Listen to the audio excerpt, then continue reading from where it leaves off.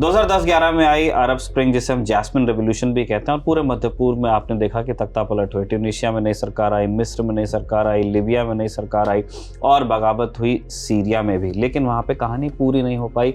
उस कहानी में अब एक नया अध्याय जुड़ा है जिसकी हम बात करने वाले हैं राजदूत में। नमस्ते, मैं हूं निखिल और मेरे साथ अभिषेक है।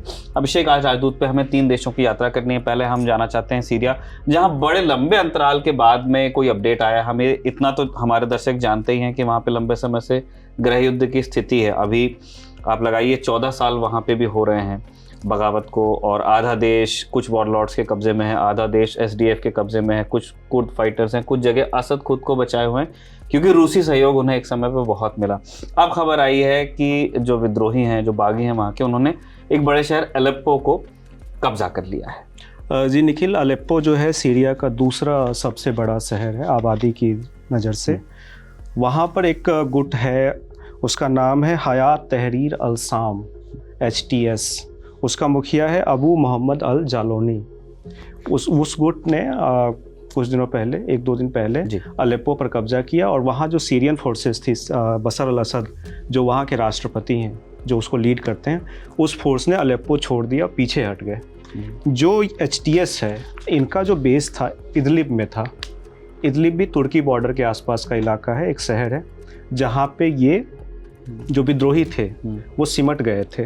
तो वहाँ पर रूस और तुर्की ने मिलके, तुर्की ये अब कहते हैं उसको, तो उसने सीज फायर करवाया था दोनों पक्षों के बीच कि आप यहाँ मत आइए, यहाँ जैसा चल रहा है वहाँ चलने दीजिए, आप हमला मत करिए। ये असद भी मान गए थे, रूस भी माना था और तुर्की भी। तुर्की क्योंकि सपोर्ट करता है, रूस असद को सपोर्ट करता है। तो वहाँ पर HTS, वहाँ पे लगभग अभी मेरे ख्याल से 30 लाख लोग रेफ्यूजी हैं।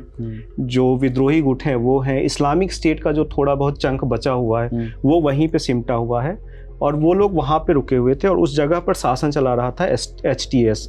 लेकिन अब वो बाहर निकले हैं, अलेप्पो पर कब्जा किया है, और जो रास्ता जाता है राजधानी दमिश्क, जो दमास्कस अंग्रेजी में कहते हैं, उस रास्ते पर भी कब्जा करने की तैयारी है। और ये कह रहे हैं कि ये एक मेजर टर्निंग पॉइंट है, अरब स्प्रिंग 2.0। मतलब आप पीपल्स रेवोल्यूशन नहीं है, लेकिन इसको मान सकते हैं उस तरह से।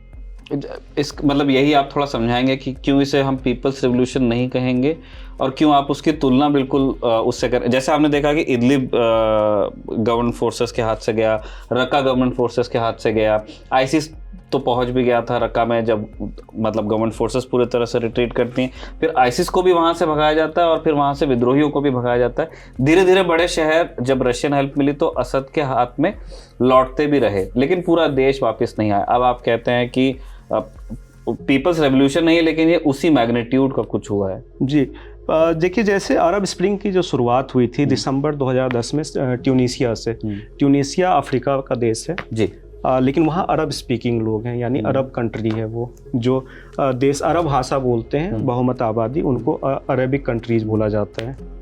तो उस फेज में अलग अलग जहाँ जहाँ पे तानाशाही सरकारें थे, जैसे लीबिया में, यमन में, और भी बहुत सारी जगहों, इजिप्ट में हुआ जहाँ होस्नी मुबारक को जाना पड़ा। फिर वो सीरिया में शुरू हुआ। एक बच्चे ने स्कूल की दीवार पर लिखा था कि डॉक्टर अब तुम्हारी बारी है। डॉक्टर कहते हैं बशर अल असद को। असद की भी जो कहानी है, उनके पिता हाफिज अल असद, वो तख्ता पलट करके 1970 के दशक में सीरिया की सत्ता में आए। फिर उन्होंने 30 वर्षों तक शासन चलाया। जो बशर अल असद के बड़े भाई थे, उनको माना जाता था उनका उत्तराधिकारी, और उस वक्त बशर अल असद 1990 के दशक में लंदन में पढ़ाई कर रहे थे। लेकिन उनके बड़े भाई की एक कार दुर्घटना में मौत हो गई। फिर उनको बुलाया गया पढ़ाई छोड़वा के। फिर 2000 में हाफिज अल असद की मौत होती है, फिर इनको बनाया गया राष्ट्रपति। और उसके बाद से जो भी चुनाव हुए उसमें वो भारी प्रचंड बहुमत से वो जीतते नजर आए। वहाँ 7 वर्ष का कार्यकाल होता है राष्ट्रपति का, तो वो 7 में, 14 में, 21 में ऐसे लगातार वो जीत रहे हैं। लेकिन जो इनका शासन था उसमें बहुत सारी चीज़ें ऐसी हुई, नरसंहार टाइप के आरोप लगते हैं, आपको केमिकल वेपन्स के इस्तेमाल के आरोप लगते हैं। जो इनके विरोधी थे उनको दबाया गया। फिर जब वो एक स्प्रिंग फैली, एक क्रांति आई, तो लोग वहाँ भी इकट्ठा हुए असद के खिलाफ, क्योंकि उनका परिवार 40 सालों से सरकार चला रहा था। तो जब एक बच्चे ने लिखा तो फिर वहाँ पर जो पुलिस ऑफिसर्स थे वो उस बच्चे को उठा कर ले गए, टॉर्चर किया। जब परिवार वाले गए तो उनके साथ उनको भद्दी भद्दी गालियाँ दी, कुछ अपशब्दों का इस्तेमाल किया। हम उस तरह की भाषा का यहाँ कैमरे पर इस्तेमाल नहीं कर सकते। उसके बाद गुस्सा भड़का, फिर छोड़ा भी गया, फिर लोग सड़कों पे उतरे और वो धीरे धीरे बढ़ता गया। जो लोग विरोध कर रहे थे उसके खिलाफ असद ने अपनी सेना उतारी। उसमें से भी जो आर्मी का एक फ्रंट था वो उससे नाराज हुआ कि जिस तरह से आप लोगों को दबा रहे हैं वो ठीक नहीं सही नहीं है, तो वो विद्रोही बने। फिर जब वो वैक्यूम क्रिएट हुआ, क्योंकि हर तरफ लड़ाई चल रही थी, हर तरफ प्रोटेस्ट हो रहा था, तब उसमें इस्लामिक स्टेट का उदय होता है। फिर आपको कुर्दिश फोर्सेस जो हैं उनका उदय होता है। अपना अलग उन्होंने उनके देश का उन्होंने नाम भी दिया है उस रीजन, कुर्दिस्तान उस तरफ का इलाका है, सीरिया, इराक, तुर्की। इराक में तो एक अलग प्रोविंस भी है जिनको ऑटोनॉमी मिली हुई है, लेकिन सीरिया में वैसा नहीं है। तुर्की उससे नाराज रहता है, कुर्दिश गुटों से, क्योंकि वो उनको एक दो टेररिस्ट ऑर्गेनाइजेशन मानते हैं। और फिर उसके बाद जब ये बढ़ा, ये गुटबाजी बढ़ी, फिर अलग अलग देश आए। जैसे तुर्की ने किसी को सपोर्ट किया, ईरान और रसिया ने असद को सपोर्ट किया। बाद में जाकर जब लगने लगा कि असद नहीं बचेंगे, तब अमेरिका ने कुछ गुटों को सपोर्ट किया जो रिबेल ग्रुप्स थे। फिर वो अमेरिका इस बहाने से आया कि इस्लामिक स्टेट का उदय हो रहा है, ये पूरी दुनिया के लिए खतरा है। तो फिर वहाँ से एक कोलिशन बनाकर 2014 में आए वो, जबकि आपको मिल जाएंगे ईरान का rival Saudi Arabia, Jordan, Qatar, UAE, इन सब ने फंडिंग दी रिबेल ग्रुप्स को अलग अलग। तो एक तरह से सिविल वॉर भी हो रहा था, बाहर के लोग भी रोटियां सेक रहे थे। वो चीज़ कहते हैं क्रांति दूसरे के घर में अच्छी लगती है, वो चीज़ वहाँ हो रही थी। आई गेस सीरिया वो इकलौती जगह होगी, और भी होंगी मतलब जिनका अभी मुझे नहीं याद आ रहा है। सीरिया शायद वो वैसी जगह है जहाँ पे बहुत ही क्लोज डिप्लॉयमेंट है, यूएस ट्रूप्स भी हैं वहाँ पे और रशियन एसेट्स भी हैं, लेकिन एक दूसरे से दूर रहते हैं। बिल्कुल। जो रसिया है वो जैसा मैंने बताया असद को सपोर्ट, लेकिन उनका मेन फोकस जो था 2016 से उन्होंने शुरू किया एयर स्ट्राइक्स पे था। जो ग्राउंड पे फोर्सेस लड़ रही थी उसमें वैगनर ग्रुप था। जो वैगनर ग्रुप की भी जो कहानी है कि उसको बनाने वाले येवगेनी प्रिगोजिन, वो पुतिन के खास लोगों में थे, अब हैं नहीं इस दुनिया में। उनको कॉन्ट्रैक्ट्स मिले, सेना को जो खाना मिलता है वो बनाने के, उनको पुतिन का पर्सनल शेफ कहा जाता था। फिर 2022 में उन्होंने विद्रोह किया, 23 में मेरे ख्याल से मई 2023, और फिर कुछ दिनों के बाद उनकी एक हवाई दुर्घटना में मौत हो गई। पुतिन ने कहा कि वो अच्छा आदमी था लेकिन उसने कुछ गलतियां की थी। प्लेन गिर गया था, लेकिन लोग ऐसा भी बोलते हैं कि प्लेन अपने आप नहीं गिरा ग्रेविटी से, वो नीचे से मिसाइल मारी गई थी। तो ये सब, लेकिन वो कभी ये आयरन कर्टन के उस तरफ की बात है। ये रसिया में होता है। आपको वहाँ पे जो किस तरह के मिल जाएंगे कि लोग खुद हत्या कर लेते हैं अपनी, खुद अपना मर्डर कर लेते हैं आपको। फिर वहाँ पे ये वैगनर ग्रुप जो हम बात कर रहे थे, ये आपको अफ्रीका में के कई देशों में मिल जाएगा जहाँ पे रसिया के इंटरेस्ट हैं। और वो क्योंकि प्राइवेट मिलिट्री ग्रुप है तो आप सीधे रूस को आरोप नहीं लगा सकते, तो वो आए उनके लिए लड़ने के लिए। आपको ईरान की तरफ से हिजबुल्ला, जो लेबनान का चरमपंथी संगठन है, वो आया। ईरान की जो IRGC है, पैरामिलिट्री फोर्स, उसको अलग मानते हैं, उसने उनके लिए काम किया। और इसीलिए इजराइल जो अटैक करता है सीरिया पर, उनका कहना है कि जो IRGC के कैंप्स हैं उनका इस्तेमाल, वो लेबनान में हिजबुल्ला को सपोर्ट दे रहे हैं, हिजबुल्ला हम पे अटैक कर रहा है, इसलिए हम उनको निशाना बना रहे हैं। तो इस तरह की चीज़ें चल रही थी। दमिश्क की इधर पास ही, आप मैप पे देखेंगे तो लेबनान और इजराइल से पास पड़ेगा। अलेप्पो वगैरह ये सारी चीज़ें ऊपर हैं। तो ये अभी की स्थिति है। इसके ये भी बताया गया है कि अलेप्पो इन लोगों ने कब्जा कर लिया है और अभी अलेप्पो से भी आगे बढ़े हैं और रशियन स्ट्राइक्स में एक इजाफा हुआ है, वो ज़्यादा। जी, ये पहली बार जो रिपोर्ट्स हैं कि पहली बार अलेप्पो पर 2016 के बाद रसिया ने एयर स्ट्राइक की हैं। लेकिन अब उनके पास भी मजबूरी है। जैसे आपको जो सपोर्टर्स थे असद के, ईरान के पास अपनी मजबूरियां हैं, क्योंकि वहाँ भी कुछ दिनों पहले ही राष्ट्रपति की मौत हुई है, फिर नए राष्ट्रपति आए और सक्सेसर की बात चल रही है ईरान में कि अली खामेनेई 85 के हो चुके हैं, वो नहीं रहेंगे तो कौन। उस तरह की चीज़ों में वो घिरा हुआ है, वो बहुत ज़्यादा सपोर्ट नहीं कर पा रहा है। हिजबुल्लाह ने कुछ दिनों पहले ही इजराइल के साथ सीज फायर डील की है, तो उनके भी कई लीडर्स मारे गए हैं, तो वो भी अभी सपोर्ट देने की स्थिति में नहीं है। रसिया जो सबसे बड़ा बैकर था वो यूक्रेन में उलझा हुआ है। रसिया ने वहाँ पे air defence system S-300 deploy किया था, और जब लड़ाई यूक्रेन में बढ़ी तो वो उसको ले गए वहाँ से। तो वो अब उस स्थिति में नहीं है कि उस तरह से सपोर्ट कर सके जब वो प्राइम टाइम में कर रहे थे, इसीलिए ये उनके लिए मुश्किल होने वाला है। इसीलिए रिबेल ग्रुप्स आगे बढ़ रहे हैं, और बहुत सारी संभावनाएं जताई जा रही हैं कि उनको मदद देने वाले लोगों में अमेरिका और इजराइल हो सकते हैं। इजराइल ने दिया था 2011 में रिबेल ग्रुप्स को वेपनरी दी थी। 2019 में IDF के जो चीफ थे उन्होंने इस बात को स्वीकारा भी कि हाँ हमने किया था। अमेरिका इनडायरेक्टली करता है, उनके ट्रूप्स 900 के लगभग ट्रूप्स हैं। जब ट्रंप थे तो उन्होंने थोड़ा कम किया था, रिट्रीट किया था, फिर बाइडन ने वो बढ़ाया। पर यूएस ट्रूप्स आपको मिलेंगे नॉर्थ में, जो नॉर्दर्न बॉर्डर्स हैं सीरिया की, वहाँ पे ये दमिश्क वगैरह ये सब नीचे हैं जो कैपिटल है, वो असद का स्ट्रॉन्ग होल्ड है अभी भी। जो अमेरिका का, मतलब मैं स्टेटमेंट बता देता हूँ जो आए हैं। अमेरिका ने कहा है कि जो कुछ सीरिया में हो रहा है उससे हमारा कोई लेना देना नहीं है। एक चीज़ इसमें ध्यान देने वाली बात है कि जो HTS है उसका जो आप उसकी जड़ देखते हैं, बुनियाद वो अलकायदा से है। अच्छा, वो अलकायदा का एक आउटफिट था, उससे अलग हुआ। जो जुलानी है इस्लामिक स्टेट में काम कर चुका है। इस्लामिक स्टेट ये 2016 में अलग होकर नया गुट बनाया था। इसने कहा कि हमारा कोई लेना देना नहीं है उससे, अब हम अलग हैं और हम अपने देश को बचाने के लिए लड़ रहे हैं, इस तरह की चीज़ें।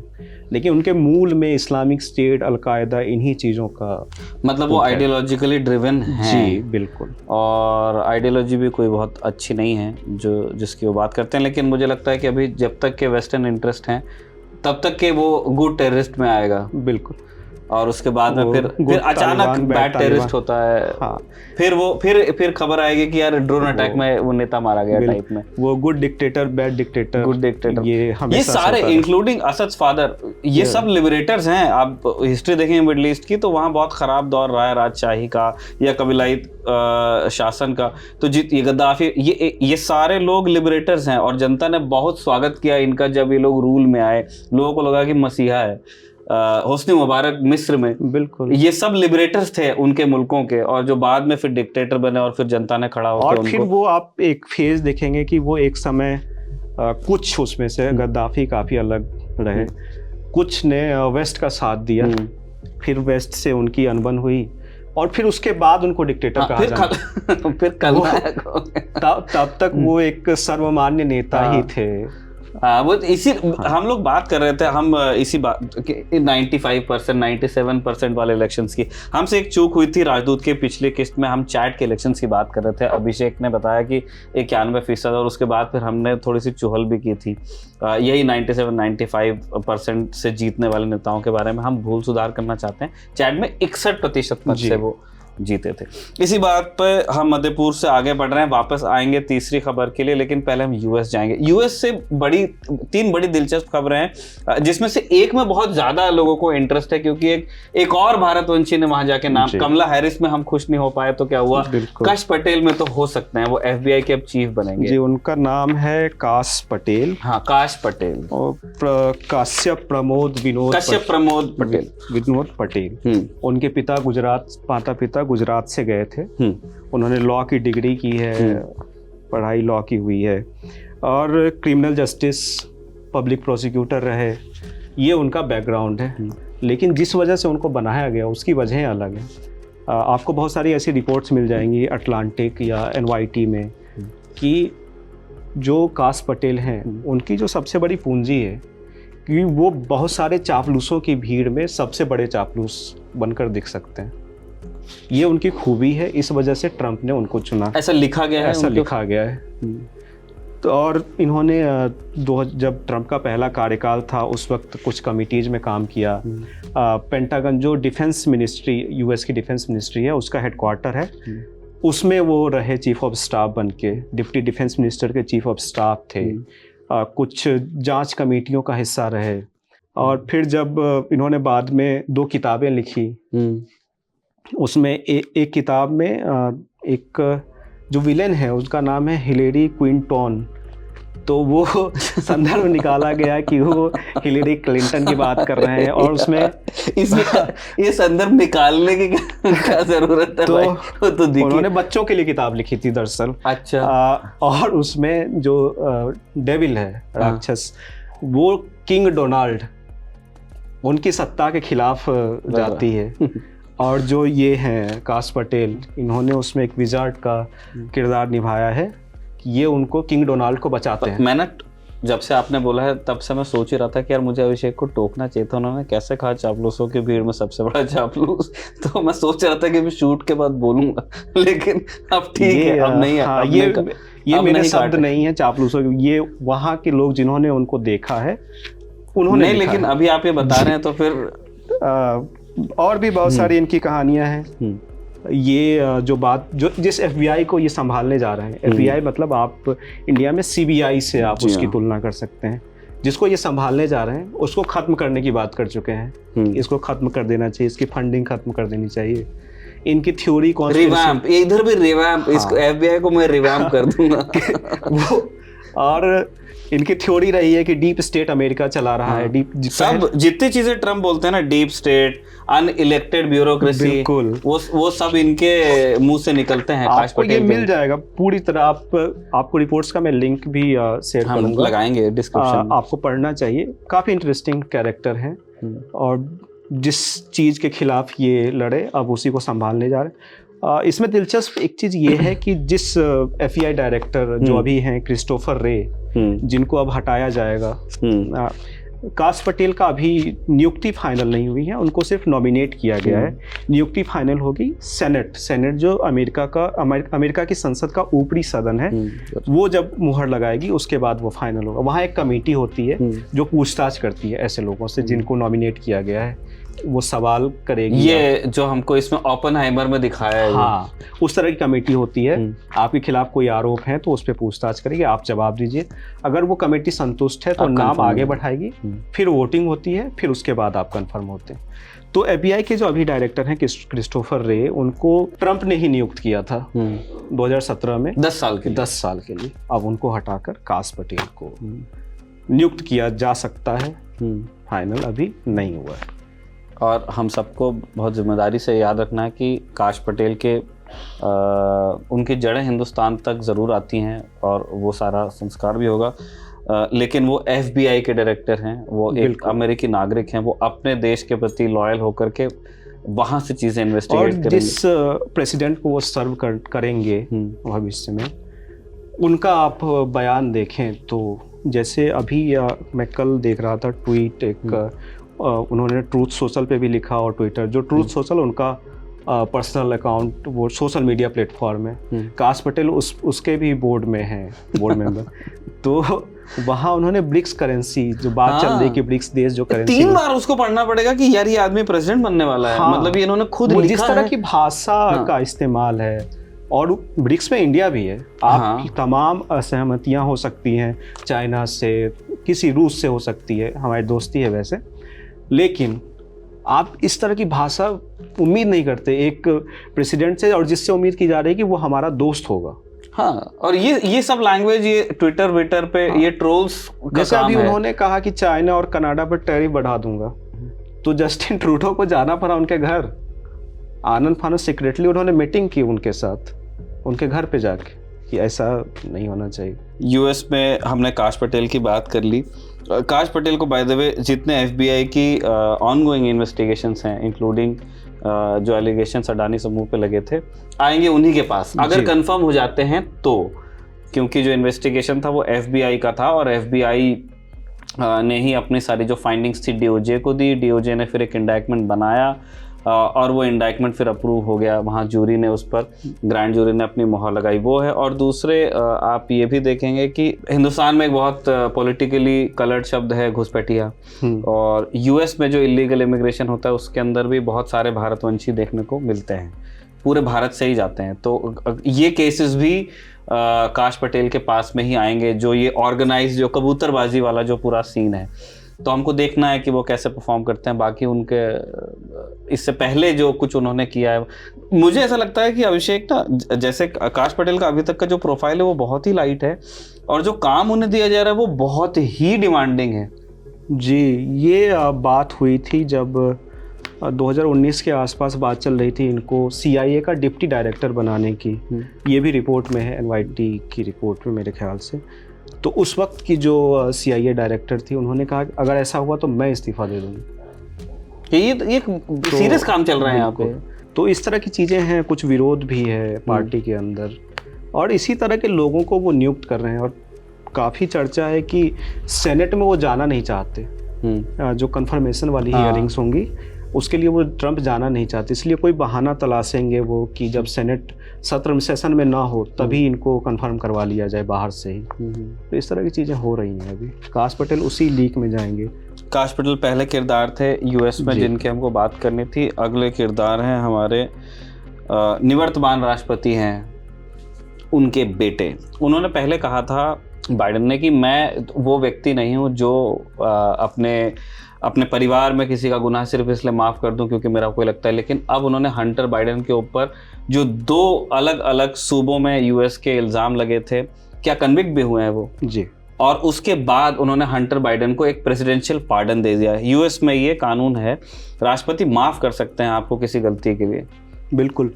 और इस तरह की अनलिमिटेड पावर्स किसी भी गुनाह के लिए, फेडरल क्राइम्स कोई भी हो, उसके लिए आपको माफ़ किया जा सकता है। आपने मर्डर किया हो, आपको फांसी होने वाली हो, इस तरह की चीज़ें भी वो माफ़ कर सकते हैं पूरी तरह, कि आपको 1 दिन की जेल नहीं होगी। आप जेल में हैं तो आप बाहर निकल जाएंगे। तो हंटर बाइडेन जो हैं, इनके बेटे जो बाइडेन के, इन पर 2 आरोप थे, अब हटा दिए गए हैं। एक तो जब इन्होंने बंदूक खरीदी उसमें जानकारी छिपाई कि ये उस वक्त ड्रग्स ले रहे थे, ये जानकारी उन्होंने फॉर्म में नहीं दी। एक आरोप ये था, और दूसरा आरोप था $14 मिलियन के टैक्स इवेजन का। दोनों में इनको कन्विक्ट कराया गया, और सज़ा इनको हो सकती थी 25 साल तक की। ऐसा कहा जा रहा है कि उतनी सज़ा नहीं होती, लेकिन कुछ सालों के लिए जेल जाना पड़ता। बाइडेन जब तक चुनावी रेस में थे, या फिर जब तक राष्ट्रपति चुनाव नहीं हुए थे, तब तक उन्होंने कहा कि मैं ऐसा कभी नहीं करूँगा, माफ़ नहीं करूँगा, चाहे वो मेरा बेटा ही क्यों ना हो। लेकिन जब चुनाव हो गए और अब उनको जाना पड़ रहा है, ये भी कहा जा रहा है कि जिस तरह की सरकार आ रही है वो पॉलिटिकली मोटिवेटेड, और उस तरह क्या यही जो ने कहा है कि जो इल्ज़ाम है वो पॉलिटिकली मोटिवेटेड है, इसलिए मैं पार्डन कर रहा हूँ। और आप उस स्टेटमेंट को देखेंगे बाइडेन का, उसमें सबसे लास्ट में लिखा है कि अमेरिका की जनता ये समझेगी कि एक राष्ट्रपति और एक पिता ने ये फैसला क्यों किया। तो वहाँ पर उनकी जो भावना दिख रही, इमोशन दिख रहे हैं, वो राष्ट्रपति से ज़्यादा एक पिता के तौर पर हैं। उनकी आशंकाएं जो थी उसको लेकर है। लेकिन कभी भी जो बाइडेन की छवि थी उसको इस फैसले ने तार तार कर दिया है। और दोनों, बाइडेन ने भी और ट्रंप ने भी, दोनों ने एक टर्म का इस्तेमाल किया है, मिसकैरेज ऑफ जस्टिस। दोनों के स्टेटमेंट में आपको मिल जाएगा। वो आरोप लगा रहे हैं, ये कह रहे हैं इस वजह से मैं कर रहा हूँ। अगले किरदार US से ही हैं, कुशनर, जार्ड कुशनर के पिता और डोनाल्ड ट्रंप के समधी, चार्ल्स कुशनर। उनको ट्रंप ने फ्रांस में अमेरिका का राजदूत नॉमिनेट किया है। जब वो कार्यकाल संभालेंगे ट्रंप, तब उनको भेजा जाएगा। उसका भी सेनेट से कंफर्मेशन होना है। जेरेड कुशनर इवांका ट्रंप के पति हैं। जेरेड कुशनर मिडिल ईस्ट में लंबा समय निभाया जब ट्रंप थे कार्यकाल में। MBS से मिलना, सऊदी अरब के जो प्रिंस हैं मोहम्मद बिन सलमान, उनसे मिलना, अब्राहम एकॉर्ड्स में माना जाता है कि उनकी काफ़ी भूमिका थी। अब्राहम एकॉर्ड्स जो हैं UAE, बहरीन, मोरक्को और 1-2 देश और थे, उनके साथ इजराइल के रिश्ते नॉर्मलाइज हुए थे उस एकॉर्ड्स के तहत, तो उसमें उनकी भूमिका थी। और चार्ल्स कुशनर जो हम अभी पार्डन की बात कर रहे थे, प्रेसिडेंशियल पार्डन की, उनके ऊपर भी आरोप थे टैक्स इवेजन के। और 2020 में जब ट्रंप जा रहे थे उन्होंने माफ़ कर दिया। और ट्रंप ने ये भी कहा है कि जनवरी 6 जो दंगे हुए थे कैपिटल हिल में 2021 में, जब ट्रंप जा रहे थे उस वक्त, उसमें जो दोषी कराए गए या फिर जो जेल गए हैं उनको भी माफ़ करेंगे। तो वो उनका पहला प्रोजेक्ट है कि मैं राष्ट्रपति पद संभालते ही पहले ही दिन ये काम करने वाला हूँ। ये हो सकता है, ये हमको देखना है। मुझे ऐसा लगता था अभिषेक कि जैसे लोग कहते हैं ना कि यार वहाँ फॉरेन में तो ऐसा होता होगा, तो मुझे भी ऐसे ही लगता था कि नहीं, यूएस में शायद इंस्टीट्यूशंस थोड़े से मजबूत होते हैं और वहाँ पे ऐसा नहीं होता है कि अगर आपके पास पावर आ गई तो आप कुछ भी कर सकते हैं। लेकिन ये जो पार्डन वाला सिस्टम है और जिस तरह से, मतलब मुझे ऐसा लगता अगर है भी तो किसी एक्सेप्शनल केस में नहीं यूज हो रहा है, वो हो रहा है। बिल्कुल, वो अपने स्वार्थ के हिसाब से। आपको उसमें लोग दिखेंगे, जब वो लिस्ट आप निकालेंगे तो उसमें ज़्यादातर लोग ऐसे होंगे जो या तो आपकी विचारधारा से संबंध रखते हैं, या फिर आपके करीबी हैं, या फिर आपके करीबी के करीबी के करीबी हैं। तो इस तरह की चीज़ें होती हैं। एडवर्ड स्नोडेन को कभी माफ़ नहीं किया गया। हाँ, आपको जूलियन असांज वाला केस, वो बाद में एक लंबा वो ठीक है, उन्होंने कहीं और से, वो उन्होंने यूरोप के थ्रू करवाया, लेकिन वो ऑब्वियसली वो यूएस इंटरेस्ट ही हैं जो आपको। तो अगर आप प्रेसिडेंट होके ये तय करते हैं कि ये गुनाह छोटा है या बड़ा है, मतलब ये तय करने का एक तो आपको हक नहीं है, वो कोर्ट का हक है। अगर कोर्ट ने कोई फैसला दिया है, आप उसको माफ़ करते हैं उस चीज़ को, तो फिर आपके कार्यकाल में जितने भी फैसले हुए कोर्ट से, आप ट्रम्प भी ये कहेंगे कि हम मेरे खिलाफ जो केस चलाए गए वो मोटिवेटेड थे। वो काश पटेल का वही कहना ही था कि आपने जो रशियन इन्फ्लुएंस की बात आपने की, तो उनको सही साबित कर दिया। हम वापस लौट रहे हैं मध्य पूर्व में, हमको फिलिस्तीन जाना है। आपको गूगल मैप में नहीं मिलेगा, लेकिन फिलिस्तीन नाम की एक जगह है और वहाँ पे एक पैलेस्टीनियन अथॉरिटी भी है जिसके राष्ट्रपति हैं महमूद अब्बास जी। अब बहुत सयानी उम्र के हो गए हैं और उन्होंने ये ऐलान किया है कि अगर स्वास्थ्य कारणों के चलते वो कंटिन्यू नहीं कर पाते हैं तो उनका सक्सेसर कौन होगा। उन्होंने रॉबी फतूह उनको अपना सक्सेसर नियुक्त किया है कि अगर मैं बीमार हो गया या फिर वो 90 के करीब पहुंच रहे हैं। और अब्बास उस समय से जब यासिर अराफात की मौत हुई तब से वो पीए चला रहे हैं। तो उनको नियुक्त किया है कि ये बनेंगे मेरी अनुपस्थिति में, फिर उसके बाद चुनाव कराए जाएंगे, फिर उसके बाद देखा जाएगा सक्सेसर आप फाइनल किसको चुनते हैं। पीए में अभी उतनी बात है बची कि लोग इस बात को सीरियसली लें। उसको हमें इतिहास में फिर चलना होगा कि पीए कैसे बना। ये 80s के दशक में पीएलओ जो फिलिस्तीन लिबरेशन ऑर्गेनाइजेशन था, कई सारे रिबेल गुड्स का एक अम्ब्रेला ऑर्गेनाइजेशन जिसको यासिर अराफात लीड करते थे, उसने कहा कि जब 80s में उनकी लेबनान से उनको निकाला गया, बाकी जगहों पे दिक्कतें हुई, फिर उन्होंने कहा कि हम बातचीत का रास्ता अपनाएंगे। फिर ओस्लो अकॉर्ड्स हुए 93 में, उसमें इत्हाक राबिन इजराइल के प्राइम मिनिस्टर हुआ करते थे। उसमें यह तय हुआ कि आगे चलकर कभी एक फ़िलिस्तीन देश दिया जाएगा गाज़ा और वेस्ट बैंक को मिलाकर, और उसमें इजराइल अपनी सेना जो है वहाँ से निकालेगा, शांति नॉर्मलाइज किए जाएंगे रिश्ते। लेकिन वो कभी हो नहीं पाया। अकॉर्ड्स हो गए, 3 लोगों को नोबेल प्राइज़ मिला उसके लिए, यासिर अराफात जिनको इजराइल और अमेरिका वाले भी आतंकी संगठन मानते थे, पूरा वेस्ट मानता था, और फिर बाद में उसी ने पैरवी करवाई नोबेल प्राइज़ को लेकर। और इसको लेकर भी चलती हैं चीज़ें कि आपको अगर कहीं शांति समझौता या फिर अपने मन का फैसला लेना है तो फिर आप नोबेल प्राइज़ दिलवा दीजिए। एक बार्गेनिंग चिप वो भी है, लेकिन वो कभी हो नहीं पाया क्योंकि इत्हाक राबिन की हत्या हो गई 95 में। इजराइल में ही किसी ने उनको गोली मार दी, हार्डलाइनर लोगों ने गोली मारी। उनका कहना था कि राबिन बड़े सॉफ्ट हो रहे हैं फिलिस्तीनियों पे। बिल्कुल, और वही चीज़ हुई आपको फिलिस्तीन जो गाज़ा और वेस्ट बैंक जो वहाँ हार्डलाइनर्स थे, उन्होंने कहा कि बिग गए, अराफात को खारिज करना शुरू किया। और 4 में फिर उनकी मौत होती है और 2006 में चुनाव हुए फ़िलिस्तीन अथॉरिटी के लिए। जो ओस्लो अकॉर्ड्स हुए थे उसके तहत जो फ़िलिस्तीन था उसको चलाने के लिए एक ऑर्गेनाइजेशन बनाया गया, एक संस्था बनाई गई, उसको कहा गया फ़िलिस्तीन अथॉरिटी। उसका चुनाव दोनों तरफ गाज़ा वेस्ट बैंक के लोगों की तरफ से होना था। उसमें एक कैबिनेट और संसद और इस तरह की चीज़ें बननी थी, बनी भी, लेकिन वो उतना स्पष्ट नहीं हो पाया। तो जब अराफात की मौत के बाद 2006 में चुनाव हुए तो उसमें हमास को जीत मिली, उनको राइट्स मिले कि ये उनके पास बहुमत था।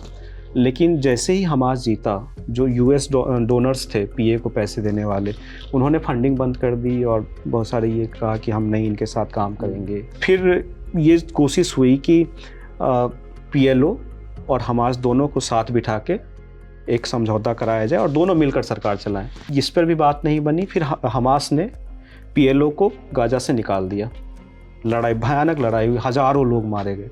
और फिर उसके बाद हमास का आप देखेंगे जो कैरेक्टर है वो हिंसक ही रहा। अब वो एक आतंकी संगठन है अधिकतर देशों की नज़र में।